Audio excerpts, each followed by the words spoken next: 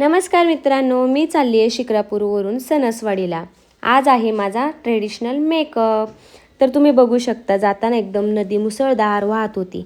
आम्ही आलो सणसवाडीमध्ये। सणसवाडीवरून आता एक ते कच्च्या रस्त्याने आतमध्ये चाललो होतो गायत्रीकडे। जाताना एवढे खड्डे होते रस्त्याने, पार हडकन काडकं एक झाली जाता जाता। पुढे गेल्यानंतर तर अजून एक मोठं असं वादळ आमच्या समोर उभं होतं। ते म्हणजे डायरेक्ट रस्त्यामध्ये एका शेतकरी माणसाने डायरेक्ट सगळं खोदून टाकलं होतं। त्याच्या शेतातलं पाणी नदीकडे काढून दिलं होतं।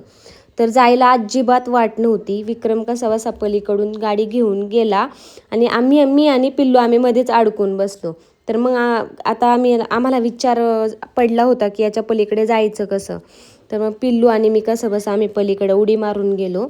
गायत्रीच्या घरी पोहोचल्यानंतर मस्त छानसं आम्ही माझी जी आवडीची साडी आणली होती ती साडी वगैरे घातली आणि मग गायत्रीने लगेच माझा मेकअप स्टार्ट केला। तर खूप इंटरेस्टेड आहे मी की नाही का आता माझा मेकअप कसा होणार आहे, कसा लुक होणार आहे माझा। तर तुम्हीसुद्धा बघू शकता की हा फायनली लुक झालेला आहे माझा, मी कशी दिसते। तर रेड कलर हा पहिल्यापासून मला खूप आवडतो आणि तो माझ्या अंगावर उठूनसुद्धा खूप छान दिसतो। तर तुम्ही बघू शकता किती मस्त साडी ज्वेलरी घातली आहे मी, किती भारी दिसते। तुम्हाला कसा वाटला हा माझा मराठी लुक तुम्हीसुद्धा कमेंट करून नक्की सांगा।